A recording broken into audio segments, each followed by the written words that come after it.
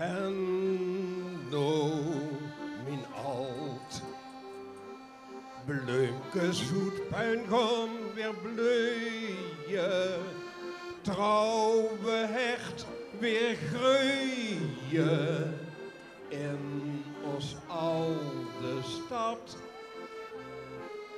Venlo, mijn alt. Die kinder die hebben getreurd.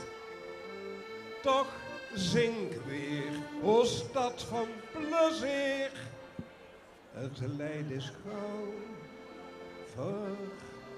verkleurd. De Venloneer, die ging puinruimen.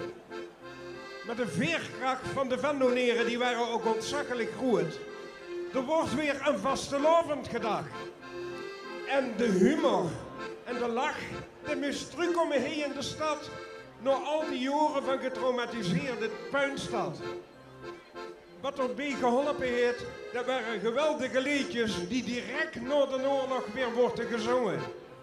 Een van die liedjes was na de oorlog, dat wist ik wel of weet ze dat niet? Ik was er niet bij, maar ik weet het al. Oké, dat was het liedje Jeep, Jeep, Jeep van Ley en Sef Hendricks, hoe het van, die een paar jaar later wereldberoemd worden met een geweldig liedje Shingeleboom.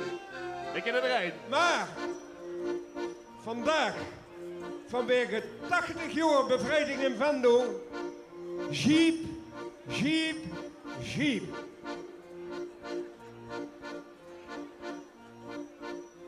Zeg, weet je ook wie een jeep is gemaakt? Een rak met veerrijer en daarbij een bak. Van binnen wat rommel onderheen gekiept. Daarbij een motor en de hersenen jeep. Jeep, jeep, jeep, lollig huren. En er is maar één jeep.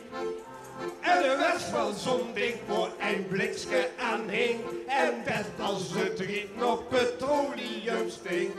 Jeep, jeep, jeep. En de kind toch één jeep. En de kiekste zondagske van 8 tot 9 uur. De zuchts maar de vins geen deur. Ik ken een meid die het met Pruisen geschoot. Die is nog beneden in het kotje gedood. En weet je waarom dat die meiden hem niet kniep? Die zit met een Canadese jeep. Jeep, jeep, jeep. En de kind toch één jeep.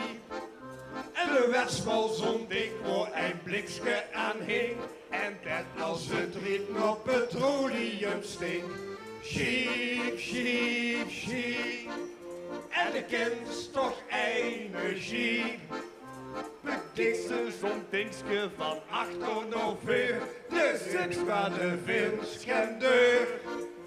De zuchts maar de vins geen deur. Applaus voor Renslos en G. van Beek.